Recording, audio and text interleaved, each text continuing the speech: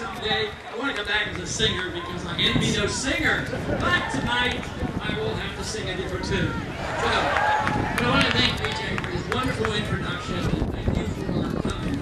What a grand evening. But not only is it the beginning of a revolution, though, it's just the beginning of a rally. Tomorrow, we're going to rally.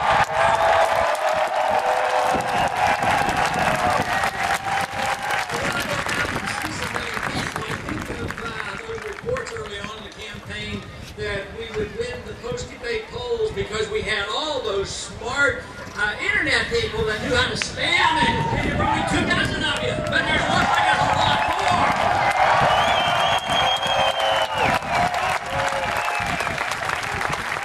This is great. This is great. It's been a great year and a half for me personally. It's been a great year and a half for the cause of liberty. And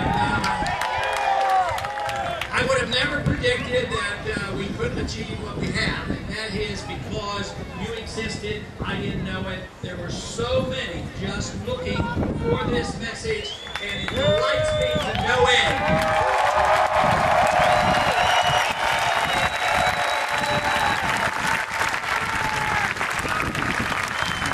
There's a couple of things that have really energized me. I know you give me credit for energizing you, but you've energized me.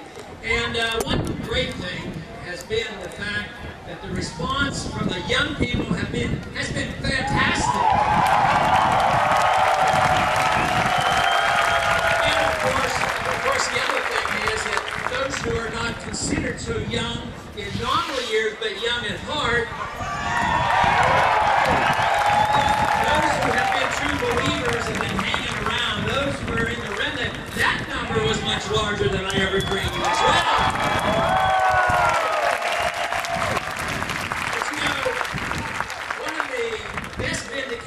Of the whole campaign has been the tremendous response our campaign and our message has been received by our military personnel.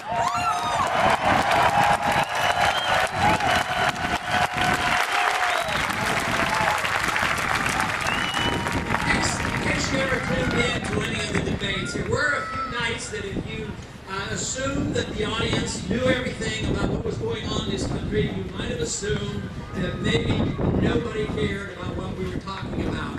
But lo and behold, they like to ridicule, ignore, and marginalize our views, especially on foreign policy. But it pleased me to no end to see when they added up in the first quarter of this year that our campaign was able to raise more money from active military personnel than all the rest put together.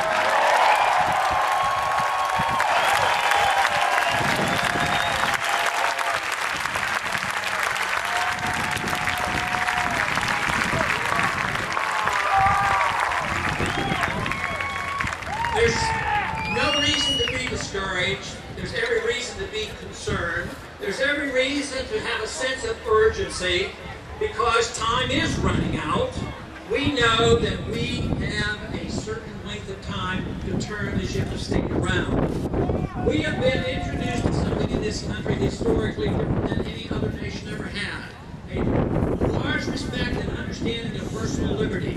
And it was written in our Constitution, but in the last 100 years there has been severe, persistent abuse of that liberty, and we have to change that.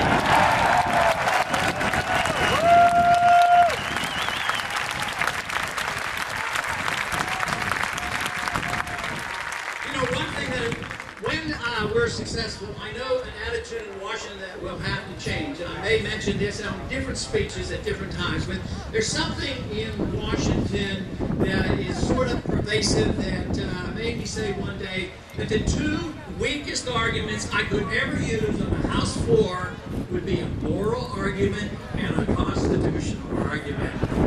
That is what we have to change. Get to the point where it isn't the lobbyists, the number of lobbyists and the special interest groups that persuade and tell the members of Congress how to vote, but get back to the basic morality of law and the basic fundamentals of our Constitution.